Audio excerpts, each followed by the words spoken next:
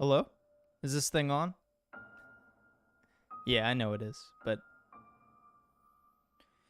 welcome, everybody. Hope you're having a great day today. Hey, Laura, how are you doing? I hope you're doing good. So this is definitely a little bit newer than anything that I'm used to, mostly just because a lot of my time was spent on Twitch. For the most part, it seems to be pretty much the same, so I don't think we're going to run into any issues with that. I got everything loaded up here ready to go, so I just figured we could do a little bit of a welcome greeting and just talk for some time, and then we can read the story, or at least a couple chapters of it. I think this one's going to be a little longer than Call of Cthulhu was, but I just figured we could talk, go over the week as far as stories and stuff like that goes, and more or less just, get a little bit more personable, just because I know that with the videos, we get a lot of comments going on them, and it's a really good time. But this could also be a nicer way for us to communicate, in real time as opposed to me typing it. So I hope everybody's doing well today. It is Tuesday, I do believe. Yes, it is. I've been all over the place today. I had to go and get my license renewed, quote unquote. However, I'm going to have to wait on that because they did not send me the photo ID card, so I need that before I can get it. However, I at least got the paperwork for it, so that's all good. And yeah, birthday's tomorrow. Don't really know how I feel about the big 25, but at the same time, I'll probably get over it. Does everything sound okay? Music too loud? Do I sound good? I was going over the previous live recording or narration that we did, and I think I had the rain a little bit too loud, so I'm going to turn that down, and that way, you'll be able to hear things a little better, just because I think that when I did it, my microphone was also not super close to my face, so that was probably another reason why it might have sounded a little bit quiet, but okay, wonderful, that's great to hear. Well, I appreciate that, thank you. I think every year it just kind of stems into the same thing. You get a little bit older, a little bit wiser, hopefully, and, a little bit sore every year that passes. I can't really say much because I'm still pretty young, but at the same time, much different than being a kid, I will admit. But yeah, I'm really looking forward to this. I think this could be a really nice experience away from just the regular uploads. That way we can delve into longer stories. I know the videos definitely do get a little bit more, I would say probably traction, but at the same time, this just makes it a little bit more fun. Yeah, 25. 24 last year, and just kind of making my rounds, But yeah, no, I don't mind it. I still got a lot of time. I'm glad that I decided to stick with this, because to be honest, I've had a lot of experiences before with YouTube where I didn't do as much, and I felt really bad because I wanted to get an upload in today, just because I didn't upload anything yesterday. But at the same time, I just kind of wanted to relax a little bit, so I figured I'll take off a day. Hopefully this will suffice, and we at least have something that can be watched afterwards, and then from there, probably get an upload in for tomorrow, and then Thursday and Friday. But I would like to do 2 narrations tomorrow, and then 2 on Thursday. So it may happen, I may get 1 done, but as long as I can get the rest of the week's stories out, I'll be happy. A lot of interesting things coming. I'm in the talks of working with some other narrators. See, I thought about that. I probably will at some point, like once we open up the narrations a little bit more. I probably will do like a live broadcast where I come on cam and say hello before we get into it. I just wanted to try to keep it as professional as possible. I think everything in here looks good. I cleaned it up today anyways too, so who knows, maybe at the end of the stream, I'll just pop over to say hi, so you guys can actually see me, as opposed to just hear me. But yeah, no, I have everything set up for it. Like I said, a lot of this stuff transitioned over from Twitch, so I've been used to live streaming for years, but not necessarily in the same rhythm as with YouTube.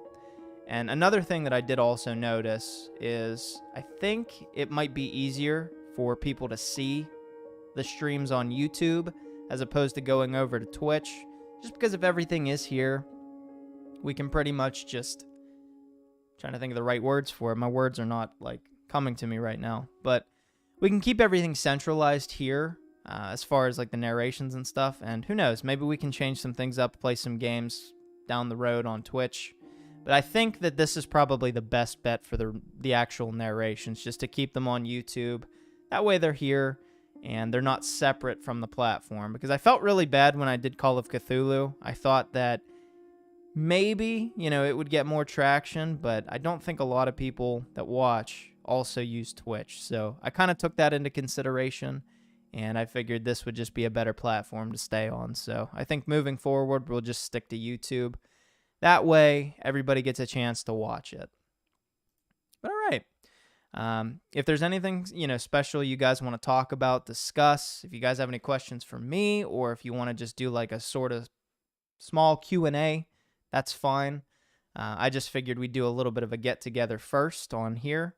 And then I will say the same thing that I did on Twitch. When I start reading, if you are posting in the chat, I'm not ignoring you, I promise. I'm just trying to get through the whole story. That way we don't have any stopping.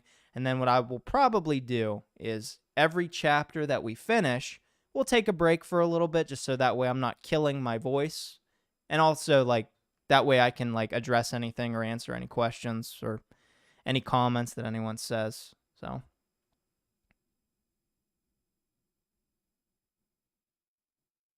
See, now that's a good question. I think that reruns have to be from Twitch. I'm pretty sure reruns are consistent of your past broadcast. So I think that would be the way you would have to do it. I could be wrong, but I'm not 100% sure on that. And also, they have options to restream to different platforms, but the problem with that too is it goes against some guidelines because, if you're a partner or something along those lines, they don't really like you going to other platforms. I think it's frowned upon just because when you're on a platform, it's expected that you're going to be making content on that platform. Hey, how's it going, Snail? How are you? I hope you're doing well. We're kind of hanging out right now and just talking for a little bit before we get started. I just figured I would wait a little bit. That way, if anybody wanted to join, they could, so they don't miss the beginning of the story. Hello, Nia. How are you doing? I hope you're doing good. I haven't talked to you in a long time, so I hope you're doing good.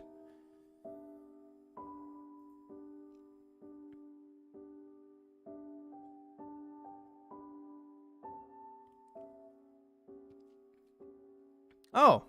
And this also leads me to another interesting thing that we might do on the channel down the road. It's not going to be coming out for a very long time. I think at least a year.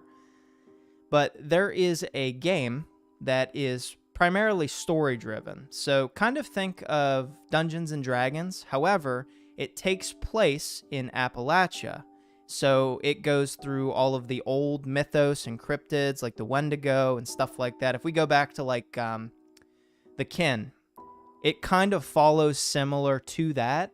And if you guys would be interested, maybe I could set up, once the campaign is finished on the Kickstarter, and they do send out those books, what I may actually do, maybe once a week, depending on how it goes, maybe I could do a recording of this instead.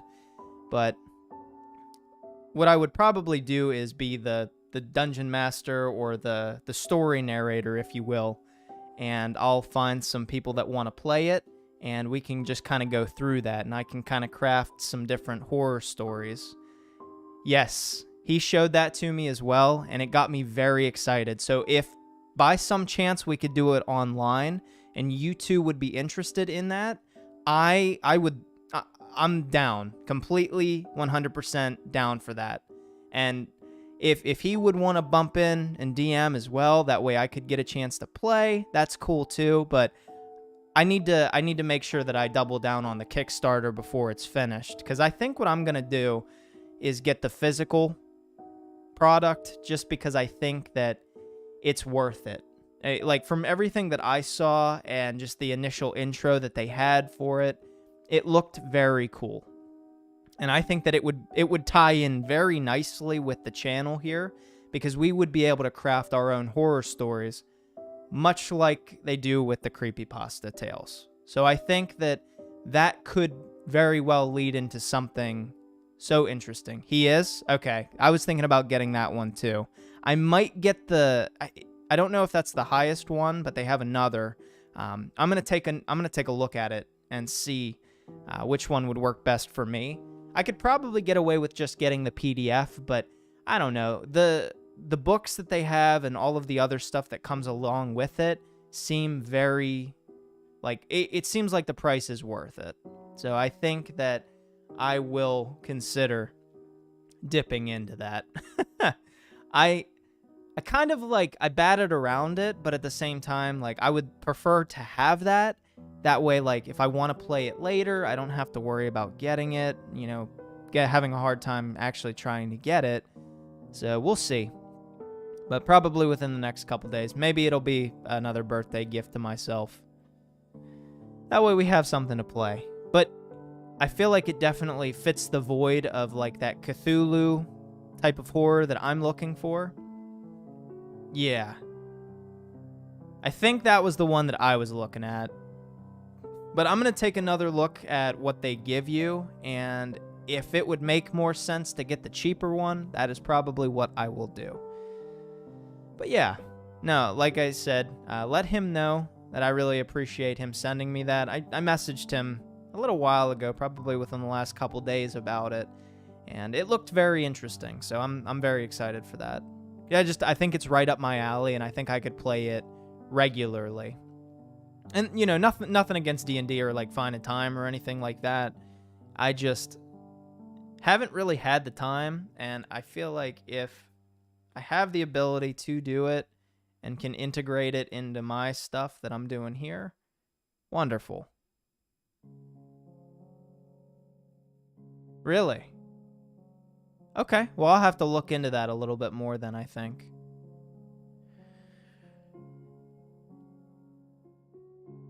But yes, getting back to the initial topic. Then he showed, yep. I mean, hey, it's there, I'm sure it would be a lot of fun, though. I'm sure. And I think we could really craft some great stories to go along with it, too. That may turn into a book or may turn into just a story that one of us writes.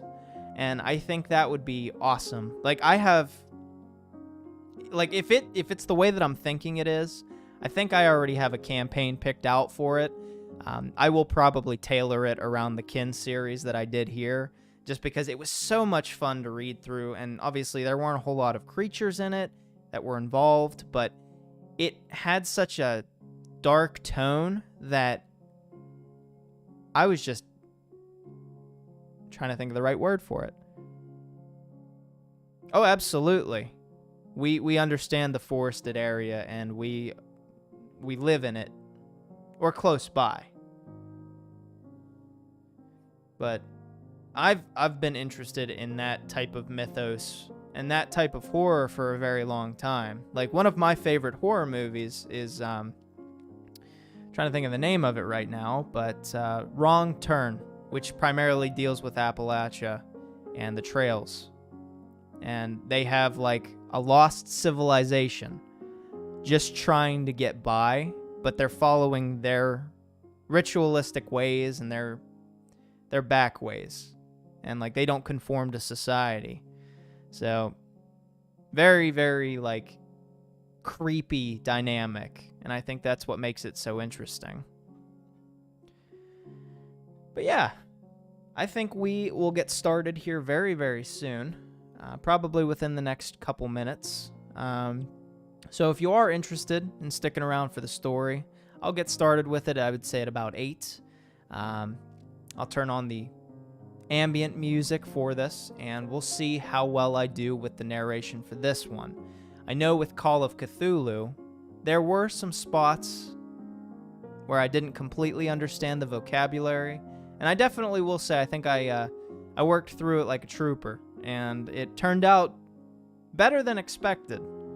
I'm just really glad that the sound and everything is okay on here, just because switching platforms, especially when going live, can be a little scary. So as long as everything sounds good, voices can't talk today. Crystal clear, buttery smooth, that's what I'm looking for. So I'm happy with that. But yeah.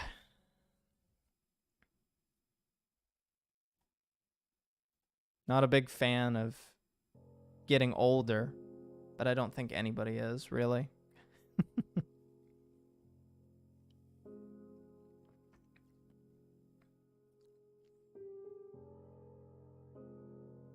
But I just thought of something that could be a little fun.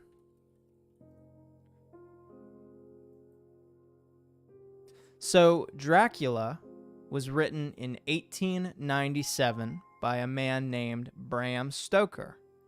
And just as a general background, to give some information on the author, so his full name, Abraham, or Bram Stoker. Hello, Mr. Elenon. I'm glad that you could make it this evening. How you doing? We're just going over a little bit of backstory on the author of Dracula, and then we'll get started with the actual reading. I'm glad that you could make it, though, for real. I'm very happy to see ya. And I hope that this being on YouTube will make it easier to find. So, hopefully that made sense. Anyway, so here's a fact. So, Bram Stoker was a very sickly child. He was born in 1847 in Clontarf, a coastal suburb of Dublin, Ireland. He was the third of 7 children, and his family was comfortably middle class. But Stoker had a challenging start to life.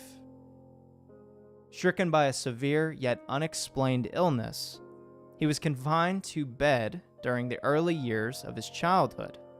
And it's quoted here that till I was about 7 years old. He later wrote, I never knew what it was to stand upright. Now, that is a curious thing. So if you think about Count Dracula, being a vampire, technically having an illness, do you think that his work stemmed from earlier childhood illness? I did not know this. Another fact, so Bram Stoker became a star college athlete. And despite his mysterious childhood, Stoker grew to become a tall and robust young man. He enrolled in Trinity College, Dublin in 1864, and while he was just an average student, he excelled at a busy roster of extracurricular activities, particularly athletic ones. It looks like here that he joined the rugby team. He did long jumping, gymnastics, trapeze, rowing, and a lot of other things as well. He won prizes for weightlifting and endurance walking.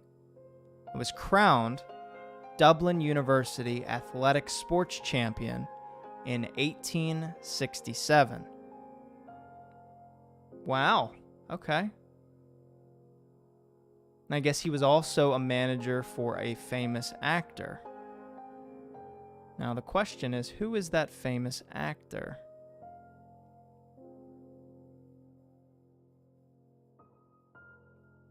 So he was a theater critic for the Dublin Evening Mail.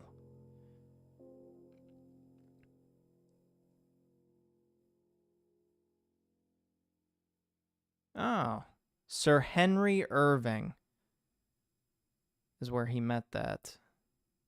Interesting. Okay. Well, anyways, let me swap us over to the proper scene.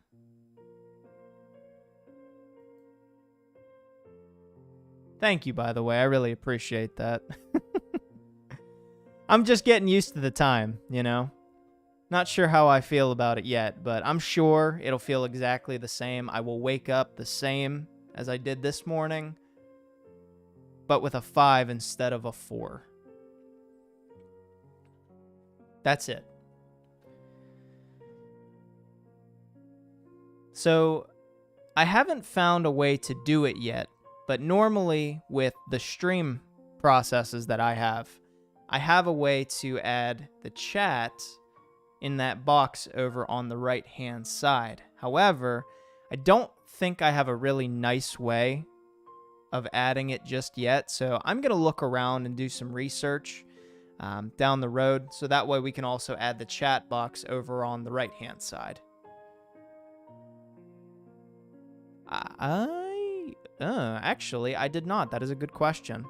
To be honest, I don't think we really need Nightbot here, at least not right now until we revamp the commands. So we could probably leave that go for the moment. At least that's kind of what I'm thinking. But yeah. Well, it is 8 o'clock. Are we ready to get the story started? You guys ready for me to start? Because I'm ready. We'll probably get through the first 3 chapters. Maybe a little less, depending on the time. Okay. All right. I'm going to turn on the ambient sound, and I'm going to just read a little bit. Maybe not like anything from the story. I'm just going to talk. Let me know if we need to turn it down, and I will do that as well. Let's get swapped over here. And we are just going to adjust this as needed. So better to make sure that it's good before we start reading, and that way I know. Now, I will say that I think this narration will probably go a lot smoother than Lovecraft did. The reason why I say that is I did a little bit of reading prior to doing this, and the vocabulary that he uses, Bram in this case, is not as... It's not as funky, if that makes sense. But again, it's just a good way for me to expand on that current vocabulary that I have. So, without further ado, here is the haunting storm sound. Now, I want you to listen, just for a moment, okay? And let me know if it needs to be turned up or if we should leave it as is. Just put yourself in perspective if you have headphones, earbuds, whatever it may be. And make sure that everything is in its place. If you need to close your eyes and visualize, go ahead and do that. And let me know if I need to turn it up or if we can leave it as is. Ultimately, I just want to make sure that I can be heard loud and clear and that the music does not drown out my voice.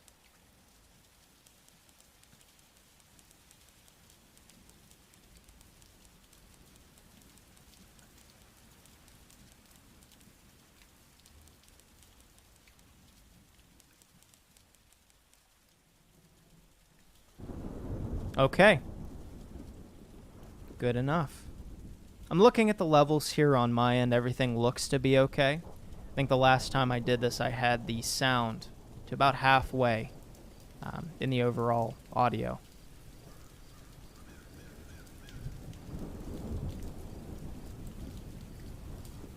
So like I said, just visualize, picture, and if we are good, I'll get started. I'm letting you guys be the candidate because I am the narrator, of course. And I just want to make sure that everything is the way that it needs to be. Even when I lower my voice. You know, I can go up kind of high or I can come down and speak lowly into the microphone, if that helps. Good? Okay. Any other concerns? Any other issues? Or do we sound okay?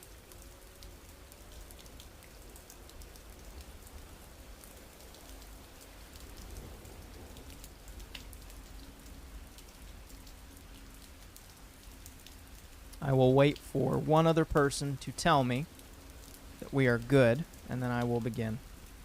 Again, the only reason why I'm doing this is because we haven't done this before. So I just want to make sure that we're okay. Okay, good. All right. Then we will begin. All right. Sounds good. All right, everyone. I am going to play this back. Hiya, Mary. How are ya? Good to see you here, too. Okay. We'll start from the beginning. That was my biggest concern, too. I could try to find rain. Just rain. Maybe this.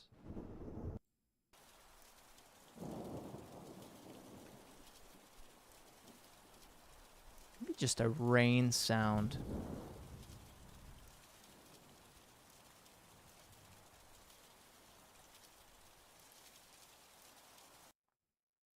How about this?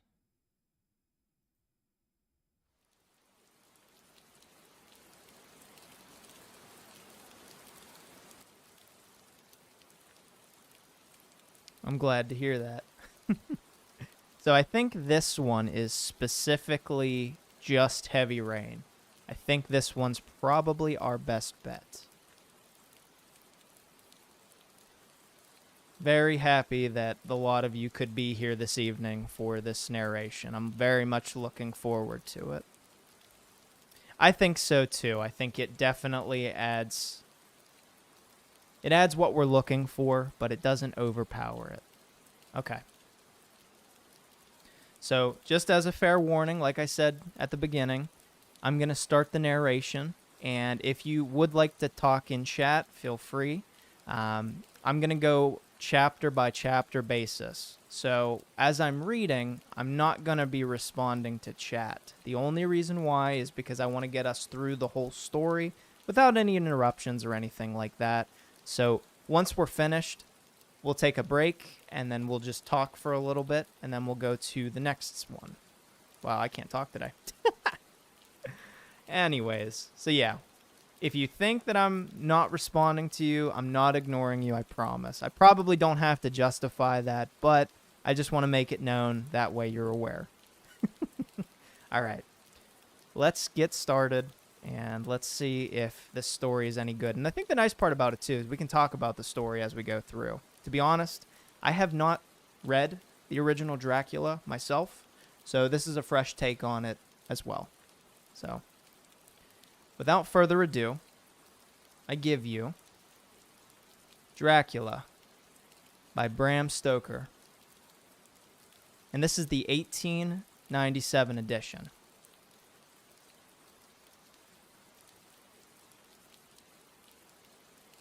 Okay. Let's get started. Chapter 1. Jonathan Harker's Journal. The 3rd of May. Bistritz. Left Munich at 8:35 p.m. On the 1st of May, arriving at Vienna early next morning. Should have arrived at 6:46, but train was an hour late. Budapest seems a wonderful place. From the glimpse which I got of it, from the train and the little I could walk through the streets. I feared to go very far from the station, as we had arrived late and would start as near the correct time as possible. The impression I had was that we were leaving the west and entering the east.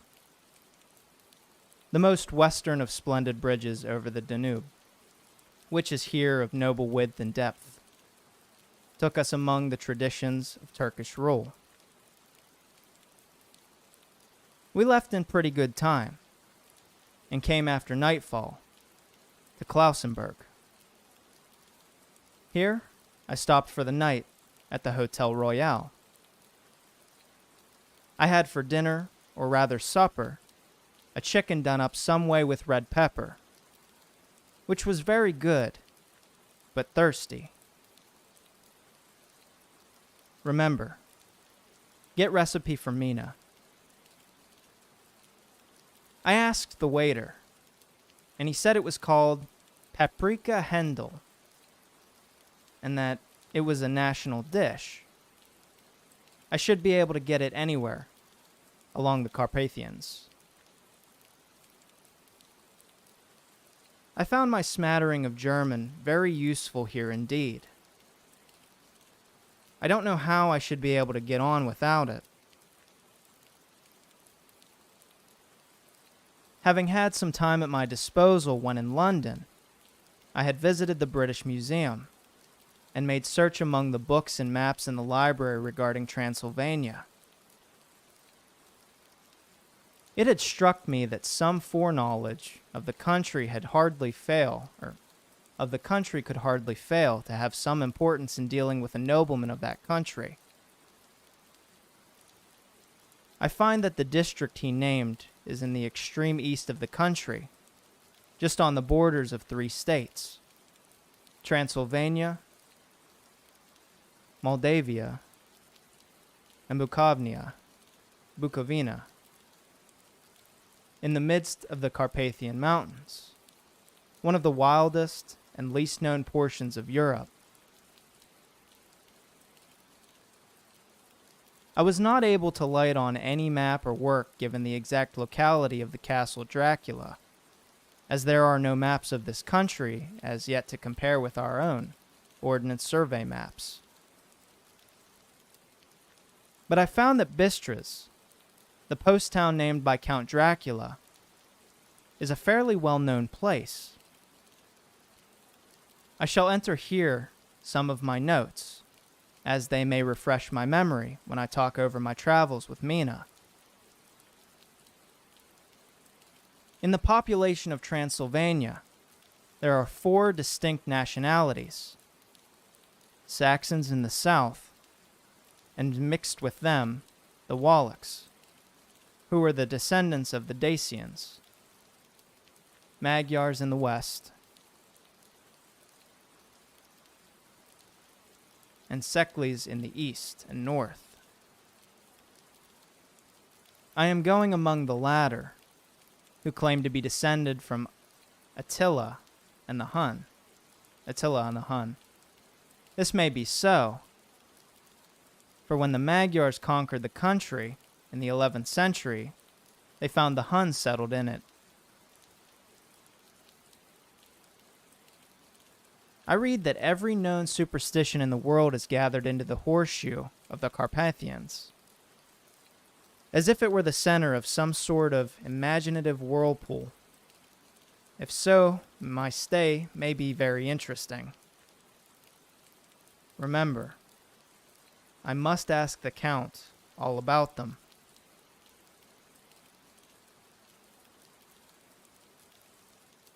I did not sleep well, though my bed was comfortable enough, for I had all sorts of queer dreams. There was a dog howling all night under my window, which may have had something to do with it, or it may have been the paprika, for I had to drink up all the water in my carf, and was still thirsty. Towards morning I slept, and was wakened by the continuous knocking at my door, so I guess I must have been sleeping soundly then. I had for breakfast more paprika, and a sort of porridge of maize flour, which they said was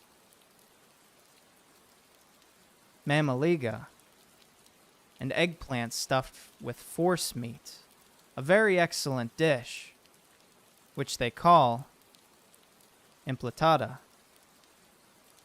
Remember, get recipe for this also. I had to hurry breakfast, for the train started a little before 8. Or rather, it ought to have done so, for after rushing to the station at 7:30, I had to sit in the carriage for more than an hour before we began to move. It seems to me that the further east you go, the more unpunctual are the trains, What ought they to be in China? All day long we seemed to dawdle through a country which was full of beauty of every kind. Sometimes we saw little towns or castles on the top of the steep hills, such as we see in old missals. Sometimes we ran by rivers and streams, which seemed from the wide stony margin on each side of them to be subject to great floods. It takes a lot of water, and running strong, to sweep the outside edge of a river clear. At every station there were groups of people, sometimes crowds, and in all sorts of attire. Some of them were just like the peasants at home, or those I saw coming through France and Germany, with short jackets and round hats, and homemade trousers. But others were very picturesque. The women looked pretty, except when you got near them, but they were very clumsy about the waist. They had all full white sleeves of some kind or other, and most of them had big belts with a lot of strips of something fluttering from them like the dresses in a ballet. But of course, there were petticoats under them. The strangest figures we saw were the Slovaks, who were more barbarian than the rest, with their big cowboy hats, great baggy dirty white trousers, white linen shirts, and enormous heavy leather belts, nearly a foot wide, all studded over with brass nails. They wore high boots, with their trousers tucked into them, and had long black hair and heavy black mustaches. They are very picturesque, but do not look prepossessing. On the stage, they would be set down at once as some old oriental band of brigands. They are, however, I am told, very harmless and rather wanting in natural self-assertion. It was on the dark side of twilight when we got to Bistritz, which is a very interesting old place. Being practically on the frontier, where the Borjo Pass leads, from it into Bukovina. It has had a very stormy existence, and it certainly shows marks of it. 15 years ago, a series of great fires took place, which made terrible havoc on 5 separate occasions. At the very beginning of the 17th century, it underwent a siege of 3 weeks and lost 13,000 people, the casualties of war proper being assisted by famine and disease. Count Dracula had directed me to go to the Golden Crone Hotel, which I found, to my great delight, to be thoroughly old-fashioned, for of course I wanted to see all I could of the ways of the country. I was evidently expected, for when I got near the door, I faced a cheery-looking elder woman in the usual peasant dress, white undergarment, with a long double apron, front and back, of colored stuff fitting almost too tight for modesty. When I came close, she bowed and said, "The Herr Englishman?" "Yes," I said. "Jonathan Harker." She smiled and gave some message to an elderly man in white shirt sleeves who had followed her to the door. He went, but immediately returned with a letter. "My friend, welcome to the Carpathians. I am anxiously expecting you. Sleep well tonight. At 3 tomorrow, the diligence will start for Bukovnia. A place on it is kept for you. At the Borjo Pass, my carriage will await you and will bring you to me. I trust that your journey from London has been a happy one, and that you will enjoy your stay in my beautiful land. Your friend, Dracula.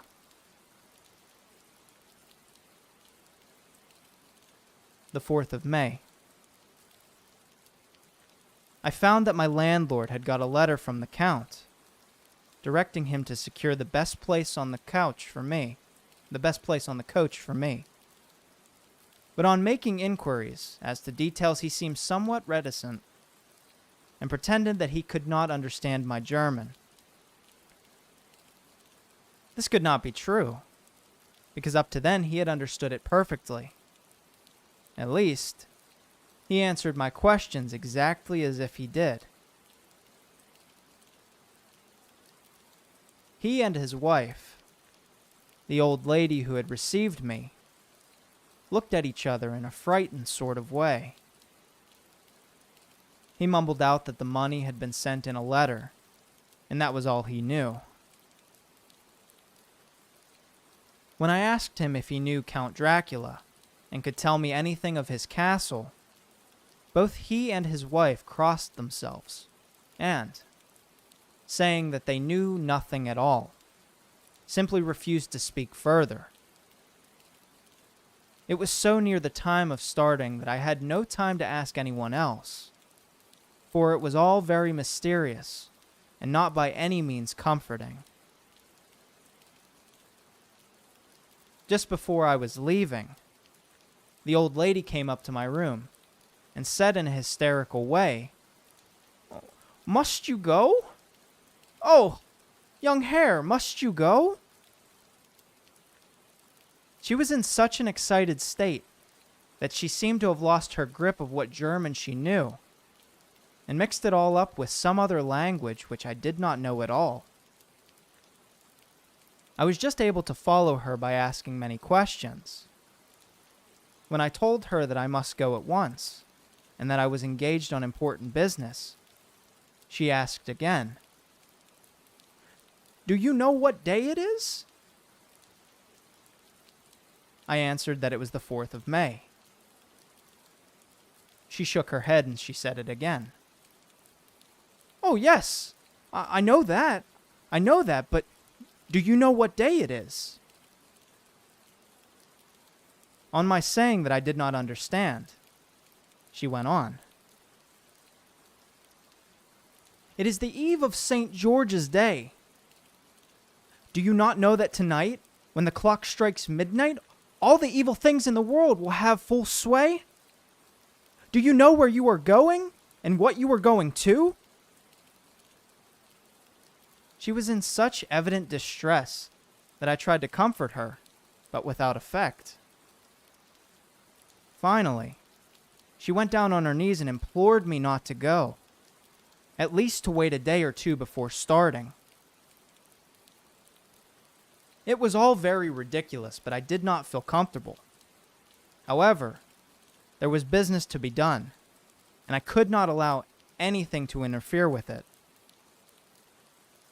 I tried to raise her up and said, as gravely as I could, that I thanked her, but my duty was imperative and that I must go.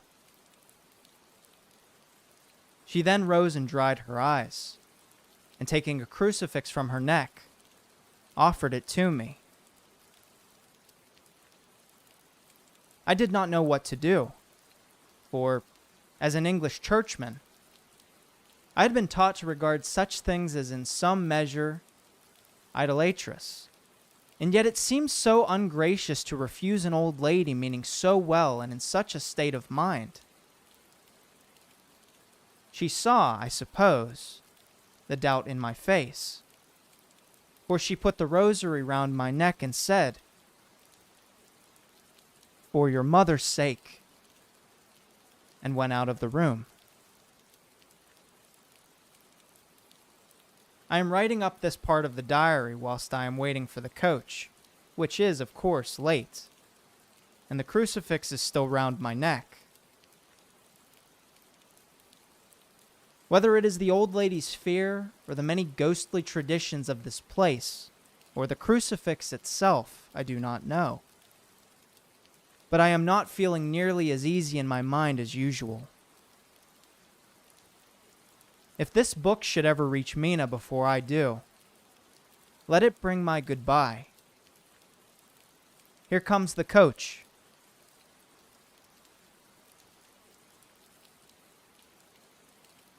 The 5th of May. The castle.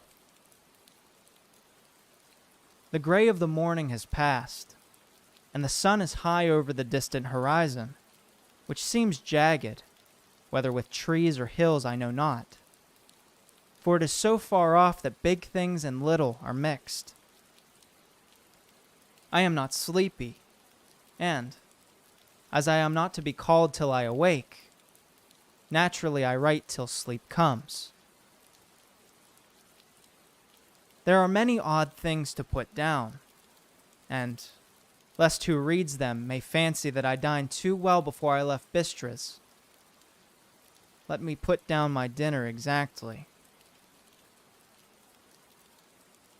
I dined on what they called robber steak, bits of bacon, onion, and beef, seasoned with red pepper, and strung on sticks, and roasted over the fire, in simple style of the London cat's meat. The wine was golden mediash, which produces a queer sting on the tongue, which is, however, not disagreeable. I had only a couple of glasses of this, and nothing else. When I got on the coach, the driver had not taken his seat, and I saw him talking to the landlady. They were evidently talking of me, for every now and then they looked at me, and some of the people who were sitting on the bench outside the door came and listened, and then looked at me. Most of them pityingly. I could hear a lot of words often repeated, queer words, for there were many nationalities in the crowd. So I quietly got my polyglot dictionary from my bag and looked them out. I must say, they were not cheering to me, for amongst them were Ordog, Satan, Bokal, Hell, Stregosia, Stregoisa, Witch, Rallock, and Volkslag. Both mean the same thing, one being Slovak and the other Servian, for something that is either werewolf or vampire. Remember, I must ask the Count about these superstitions.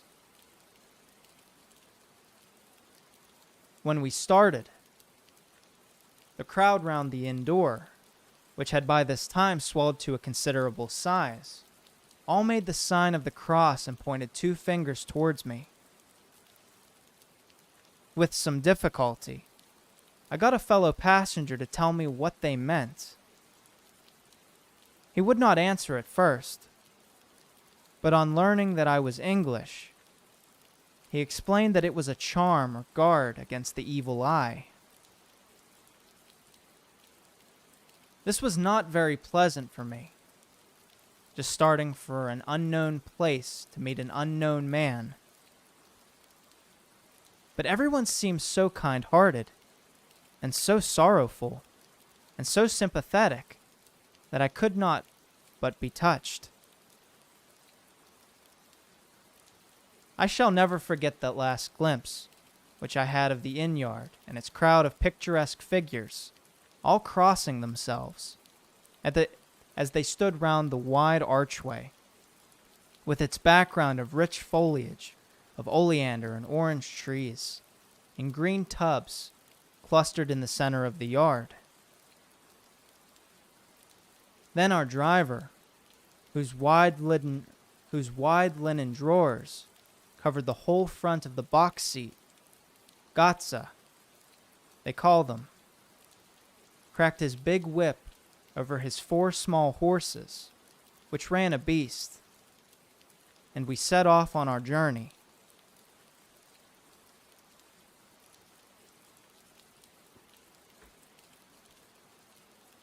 I soon lost sight and recollection of ghostly fears in the beauty of the scene as we drove along. Although had I known the language, or rather languages, which my fellow passengers were speaking, I might not have been able to throw them off so easily.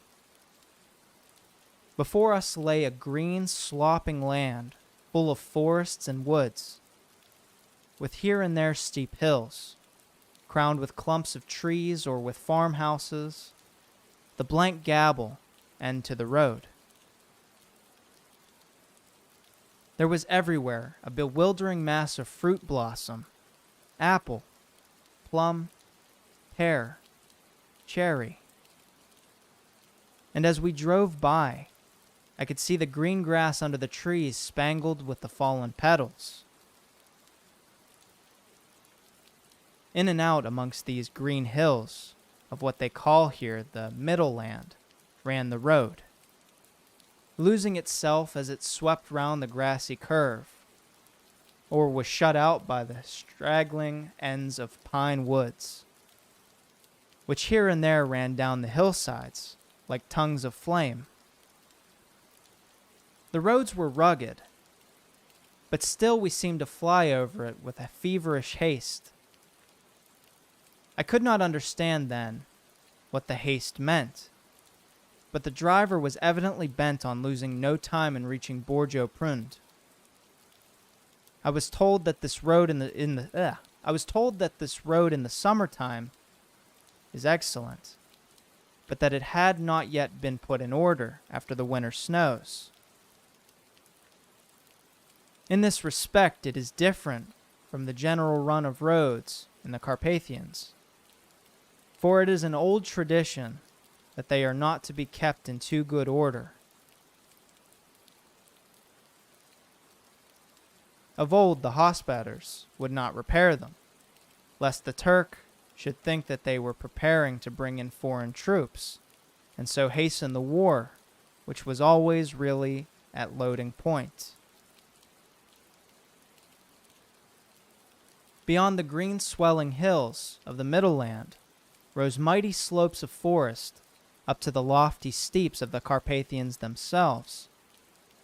Right and left of us they towered, with the afternoon sun falling full upon them and bringing out all the glorious colors of this beautiful range, deep blue and purple in the shadows of the peaks, green and brown where grass and rock mingled, and an endless perspective of jagged rock and pointed crags, till these were themselves lost in the distance, where the snowy peaks rose grandly. Here and there seemed mighty rifts in the mountains, through which, as the sun began to sink, we saw now and again the white gleam of falling water. One of my companions touched my arm as we swept round the base of a hill, and opened up the lofty, snow-covered peak of a mountain, which seemed, as we wound on our serpentine way, to be right before us. "Look! Istensek! God's seat!" And he crossed himself reverently.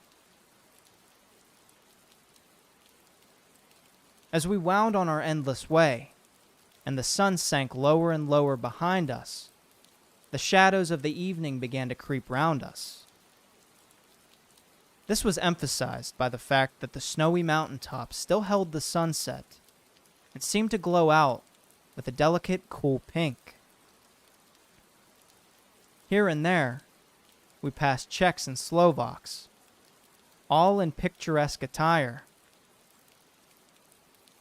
But I noticed the goiter was painfully prevalent. By the roadside were many crosses, and as we swept by, my companions all crossed themselves. Here and there was a peasant man or woman kneeling before a shrine, who did not even turn around as we approached, but seemed in the self-surrender of devotion to have neither eyes nor ears for the outer world. There were many things new to me. For instance, hayricks in the trees, and here and there very beautiful masses of weeping birch, their white stems shining like silver through the delicate green of the leaves. Now and again, we passed a later wagon, the ordinary peasant's cart with its long, snake-like vertebrae, calculated to suit the inequalities of the road.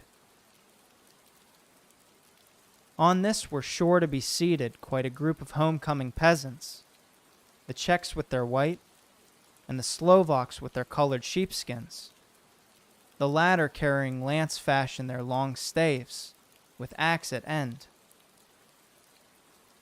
As the evening fell, it began to get very cold, and the growing twilight seemed to merge into one dark mistiness, the gloom of the trees, oak, beech, and pine, though in the valleys which ran deep between the spurs of the hills, as we ascended through the pass, the dark firs stood out here and there against the background of late-lying snow. Sometimes, as the road was cut through the pine woods that seemed in the darkness to be closing down upon us, great masses of grayness, which here and there bestrewed the trees, produced a peculiar, okay, this is a word that I have a hard time with,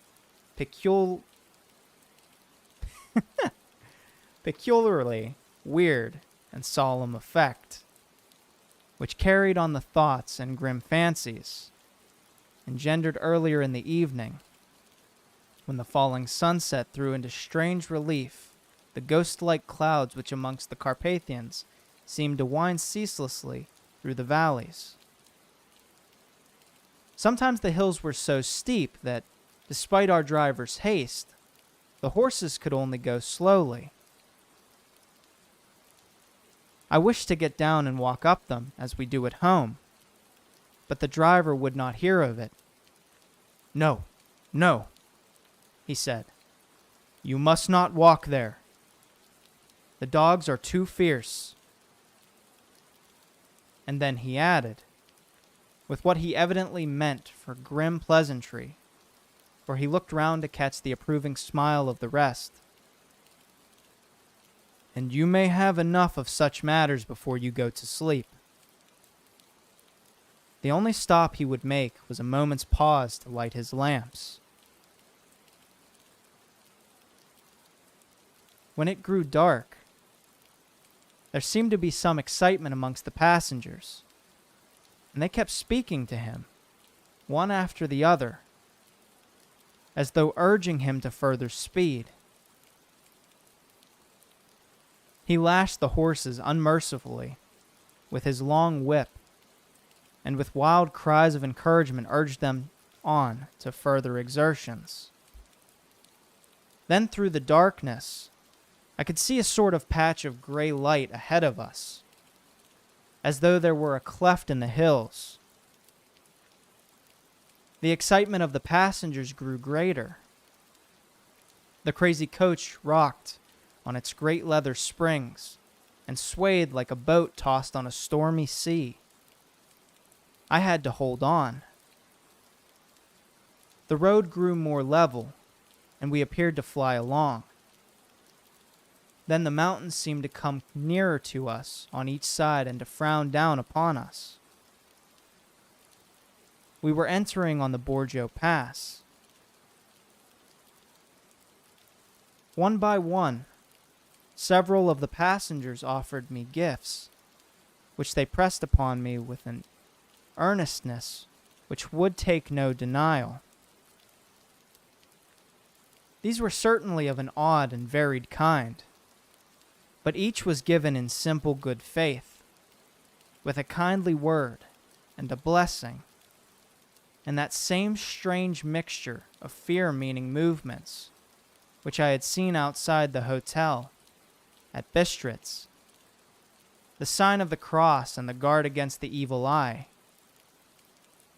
Then, as we flew along, the driver leaned forward, and on each side of the passengers, craning over the edge of the coach, peered eagerly into the darkness. It was evident that something very exciting was either happening or expected. But though I asked each passenger, no one would give me the slightest explanation. This state of excitement kept on for some little time, and at last we saw before us the pass opening out on the eastern side. There were dark, rolling clouds overhead, and in the air the heavy, oppressive sense of thunder. It seemed as though the mountain range had separated two atmospheres, and that now we had got into the thunderous one. I was now myself looking out for the conveyance, which was to take me to the Count. Each moment I expected to see the glare of lamps through the blackness, but all was dark. The only light was the flickering rays of our own lamps, in which the steam from our hard-driven horses rose in a white cloud. We could see now the sandy road lying white before us, but there was on it no sign of a vehicle. The passengers drew back with a sigh of gladness, which seemed to mock my own disappointment. I was already thinking what I had best do, when the driver, looking at his watch, said to the others something which I could hardly hear.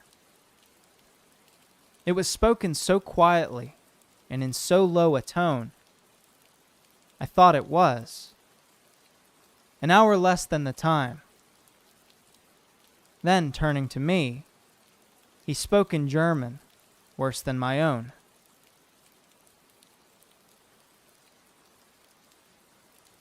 There is no carriage here. The heir is not expected after all.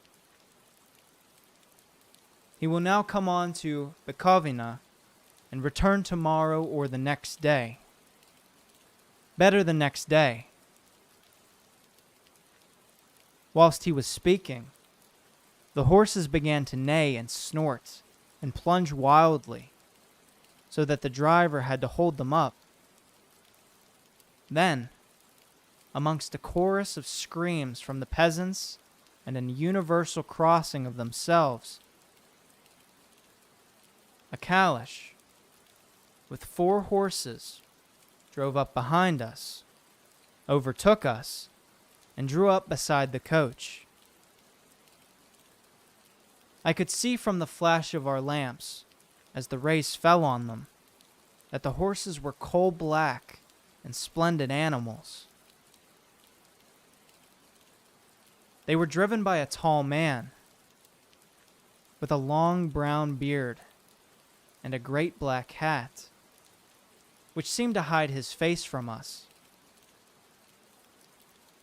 I could only see the gleam of a pair of very bright eyes, which seemed red in the lamplight, as he turned to us. He said to the driver, "You are early tonight, my friend." The man stammered in reply. The English Herr was in a hurry. To which the stranger replied, That is why.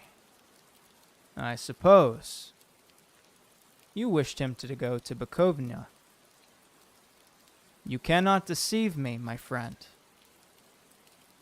I know too much, and my horses are swift. As he spoke, he smiled, and the lamplight fell on a hard-looking mouth with very red lips and sharp-looking teeth, as white as ivory. One of my companions whispered to another the line from Burger's Lenore. Den die Todten reiten schnell. For the dead travel fast. The strange driver evidently heard the words, for he looked up with a gleaming smile. The passenger turned his face away, at the same time putting out his 2 fingers and crossing himself. "Give me the heir's luggage," said the driver, and with exceedingly alacrity with my bags were handed out and put in the caleche. Then I descended from the side of the coach, as the caleche was close alongside, the driver helping me with a hand, which caught my arm in a grip of steel. His strength must have been prodigious. Without a word, he shook his reins. The horses turned, and we swept into the darkness of the past. As I looked back, I saw the steam from the horses of the coach by the light of the lamps, and projected against it the figures of my late companions crossing themselves. Then the driver cracked his whip and called to his horses, and off they swept on their way to Bukovina. As they sank into the darkness, I felt a strange chill and a lonely feeling come over me. But a cloak was thrown over my shoulders and a rug across my knees, and the driver said in excellent German, "The night is chill, mine Herr, and my master the Count bade me take all care of you. There is a flask of Slivovitz, the plum brandy of the country, underneath the seat, if you should require it." I did not take any, but it was a comfort to know it was there all the same. I felt a little strangely, and not a little frightened. I think had there been any alternative, I should have taken it, instead of prosecuting that unknown night journey. The carriage went at a hard pace straight along. Then we made a complete turn and went along another straight road. It seemed to me that we were simply going over and over the same ground again, and so I took note of some salient points and found that this was so. I would have liked to have asked the driver what this all meant, but I rarely feared to do so, for I thought that, placed as I was, any protest would have had no effect in case there had been an intention to delay. By and by, however, as I was curious to know how time was passing, I struck a match, and by its flame looked at my watch. It was within a few minutes of midnight. This gave me a sort of shock, for I suppose the general superstition about midnight was increased by my recent experiences. I waited with a sick feeling of suspense. Then a dog began to howl, somewhere in a farmhouse far down the road. A long, agonized wailing, as if from fear. The sound was taken up by another dog, and then another, and another, till, borne on the wind, which now sighed softly through the pass, a wild howling began, which seemed to come from all over the country, as far as the imagination could grasp it through the gloom of the night. At the first howl, the horses began to strain and rear, but the driver spoke to them soothingly, and they quieted down, but shivered and sweated as though after a run away from sudden fright. Then, far off in the distance, from the mountains on each side of us began a louder and a sharper howling, that of wolves, which affected both the horses and myself in the same way. For I was minded to jump from the calash and run, whilst they reared again and plunged madly, so that the driver had to use all his great strength to keep them from bolting. In a few minutes, however, my own ears got accustomed to the sound, and the horses so far became quiet that the driver was able to descend and to stand before them.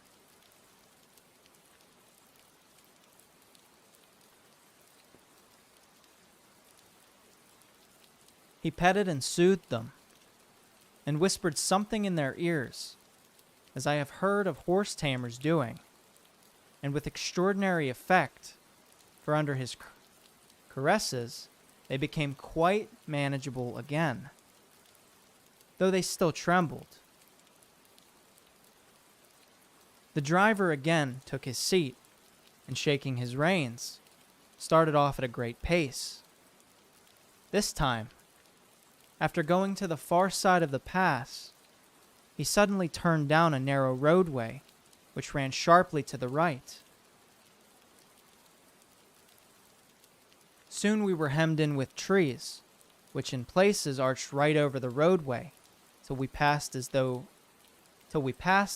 through a tunnel. And again, great frowning rocks guarded us boldly on either side. Though we were in shelter, we could hear the rising wind, for it moaned and whistled through the rocks, and the branches of the trees crashed together as we swept along. It grew colder and colder still, and fine, powdery snow began to fall, so that soon we and all around us were covered with a white blanket.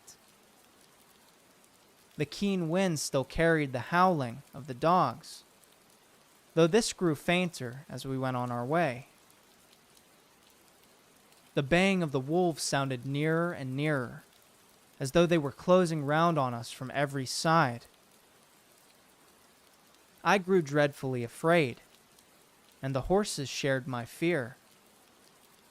The driver, however, was not in the least disturbed. He kept turning his head to left and right, but I could not see anything through the darkness. Suddenly, away on our left, I saw a faint flickering blue flame. The driver saw it at the same moment. He at once checked the horses and, jumping to the ground, disappeared into the darkness. I did not know what to do. The less as the howling of the wolves grew closer. But while I wondered, the driver suddenly appeared again, and without a word took his seat, and we resumed our journey. I think I must have fallen asleep and kept dreaming of the incident, for it seemed to be repeated endlessly. And now looking back, it is like a sort of awful nightmare. Once the flame appeared so near the road that even in the darkness around us, I could watch the driver's motions. He went rapidly to where the blue flame arose. It must have been very faint, for it did not seem to illumine the place around it at all. And gathering a few stones, formed them into some device. Once there appeared a strange optical effect. When he stood between me and the flame, he did not obstruct it, for I could see its ghostly flicker all the same. This startled me, but as the effect was only momentary, I took it that my eyes deceived me, straining through the darkness. Then for a time, there were no blue flames, and we sped onwards through the gloom, with the howling of the wolves around us, as though they were following in a moving circle. At last, there came a time when the driver went further afield than he had yet gone. And during his absence, the horses began to tremble worse than ever and to snort and scream with fright. I could not see any cause for it, for the howling of the wolves had ceased altogether. But just then, the moon, sailing through the black clouds, appeared behind the jagged crest of a beetling, pine-clad rock, and by its light, I saw around us a ring of wolves, with white teeth and lolling red tongues, with long, sinewy limbs and shaggy hair. They were 100 times more terrible in the grim silence which held them than even when they howled. For myself, I felt a sort of paralysis of fear. It is only when a man feels himself face to face with such horrors that he can understand their true import.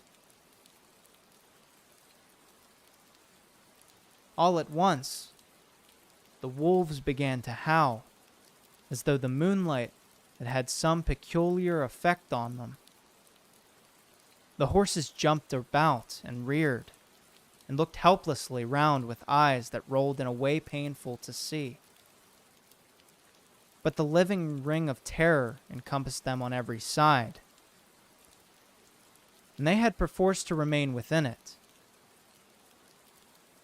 I called to the coachman to come, for it seemed to me that our only chance was to try to break out through the ring and to aid his approach.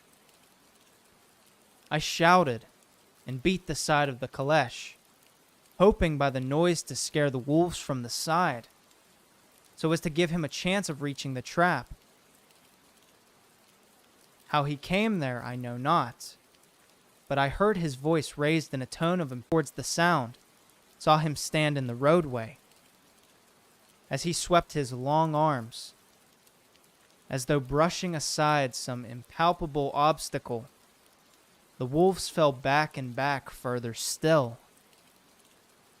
Just then, a heavy cloud passed across the face of the moon, so that we were again in darkness. When I could see again, the driver was climbing into the caleche, and the wolves disappeared. This was all so strange and uncanny that a dreadful fear came upon me, and I was afraid to speak or move. The time seemed interminable as we swept on our way, now in almost complete darkness, for the rolling clouds obscured the moon. We kept on ascending, with occasional periods of quick descent, but in the main always ascending. Suddenly, I became conscious of the fact that the driver was in the act of pulling up the horses in the courtyard of a vast ruined castle, from whose tall black windows came no ray of light, and whose broken battlements showed a jagged line against the sky.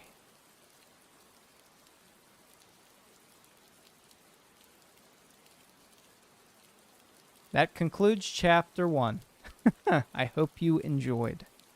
Actually, I didn't realize the time. I think we were just going to get through the first chapter of it. But chapter 1 of Dracula, I hope you enjoyed that. Definitely not as bad or not as difficult as Call of Cthulhu, but I will admit that that's quite a lot of fun. I enjoyed that. And again, you can probably understand my perspective here.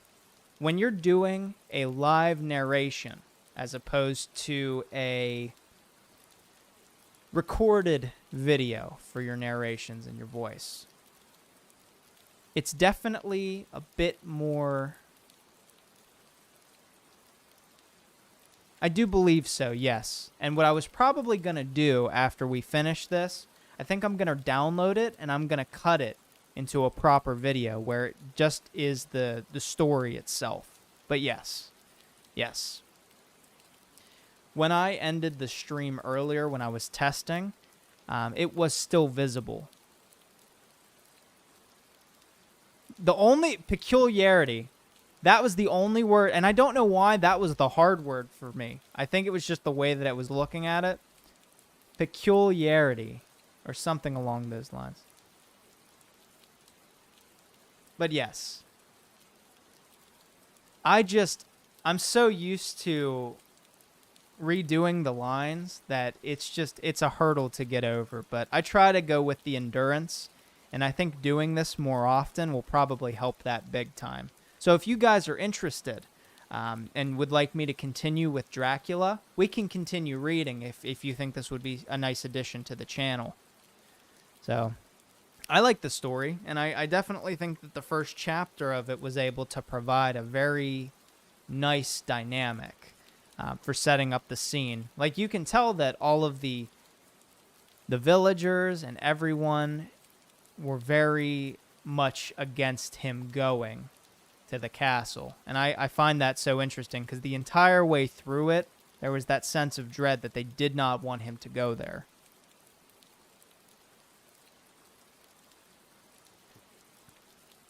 But yeah, I think I'm gonna set a special day of the week to do this. I'm thinking midweek. I think so, yes. I would say our best bet is probably 7:30. It gives me enough time to finish working, and not to mention, it's, not super late into the evening, where as long as we get started, we can get a good chunk of the story finished. I think 7:30s would be perfect time. Community poll? I mean, listen, we could do it at 6:30, but I feel like 7:30 gives everyone enough leeway. But for the day, specifically the day, I would probably want to keep it either Tuesdays or Wednesdays, maybe Thursday. So either Tuesday, Wednesday, or Thursday, one of those days, I think would be the best in this case. Oh, man. That was fun. I enjoyed this so much. But yeah, I'll keep the live narration up for right now. And then what I'll do is probably for tomorrow, I'll upload the recap so we can watch it. But don't worry, I have some other stories to read anyways, so I promise I'm not just going to rehash old content. It's 9. I gotta go. 7 o'clock? All right.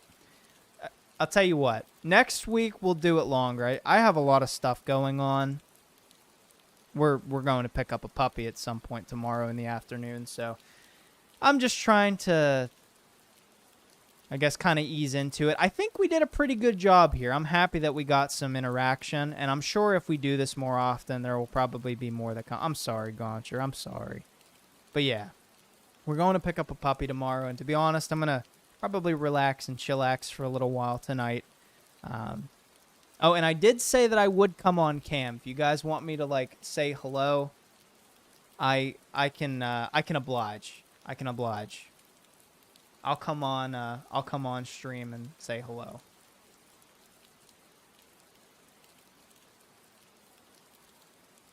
Good evening, everybody.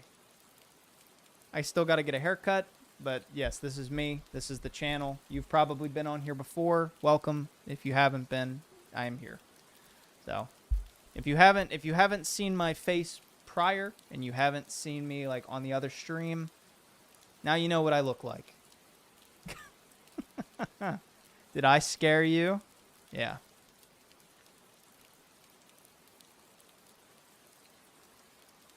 With my expressions, like my face? I suppose I could work on that. I suppose. You want me to dress up like Dracula? You know, paint my face and give myself red? Yes. I could do that. Potentially speaking, I could do that. I mean, good point. I'm surprised. I mean, like, I've shown my face before on stream, but not on YouTube. So if anybody catches it and doesn't see it later, this is me. Get some vampire fangs. I feel like it would be kind of hard to read that with vampire fangs, personally speaking. I mean, I feel like vampire fangs would cause me to, like, loathe over my words. Maybe it could be fun. Maybe like Halloween time. I'll consider that moving forward. I think that would be kind of cool. You know, just get a costume or something like that, and then we can do readings here in similar fashion, and then do them in this one. The main reason why I like this is because it looks very professional. I like, you know, the audio visualizer that I have going on.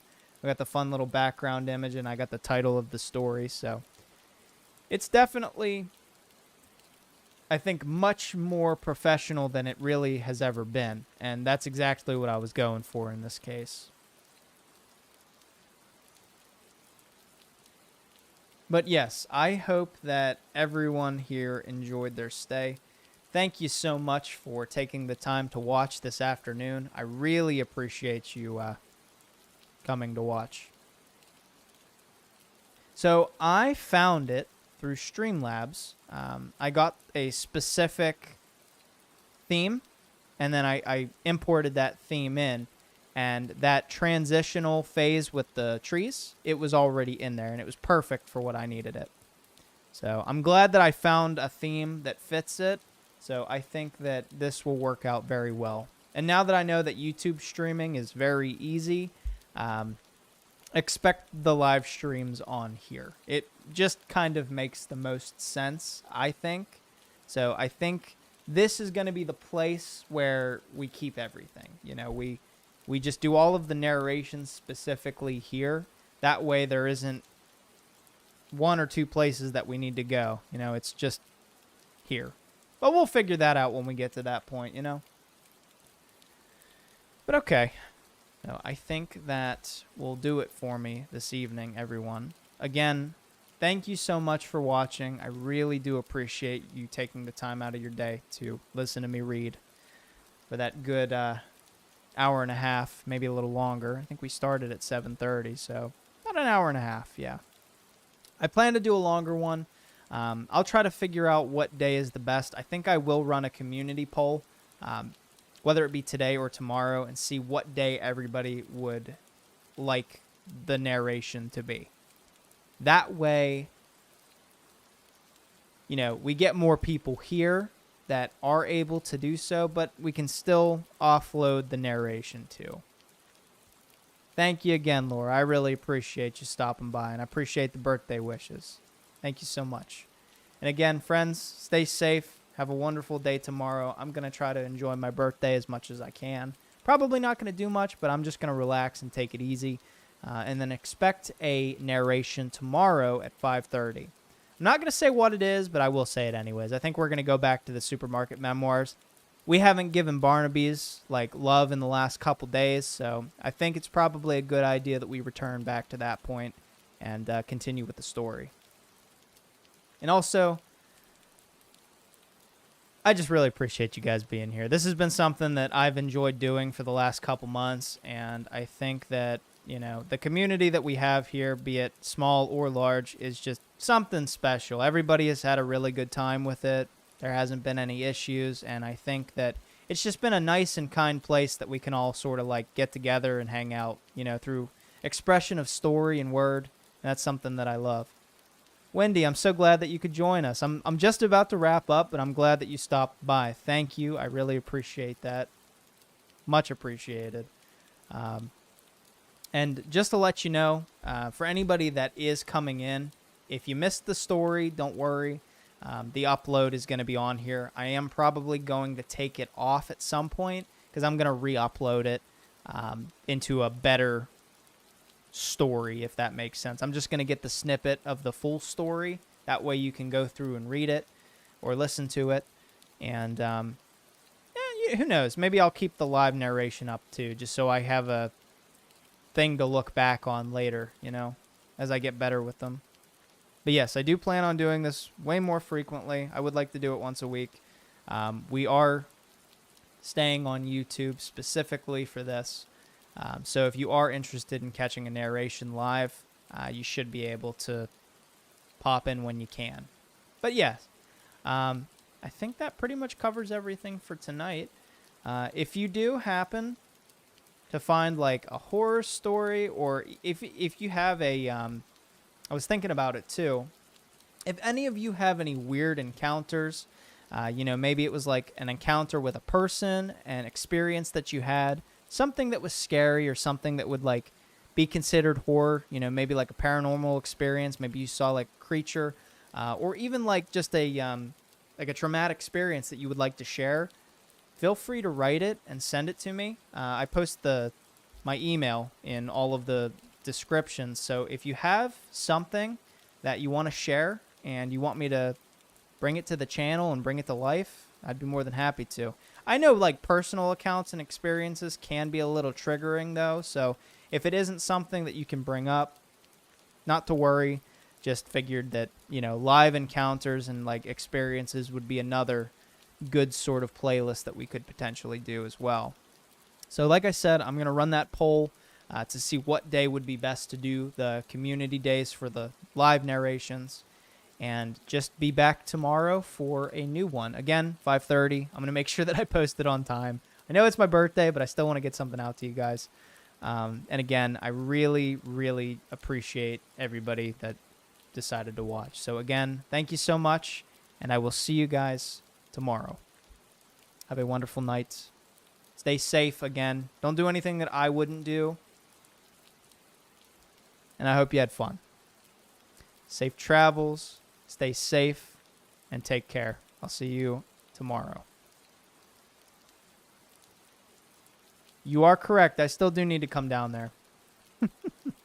Everyone, again, I appreciate that. I hope you enjoyed the experience again. I know I stuttered in certain areas, but again, we'll get better. So take that in stride. And if you want to watch, I think the upload should be ready to go here shortly. So just keep a lookout for that if you want to rewatch. And again, I will see you all tomorrow for another story. All right. Take care, everybody.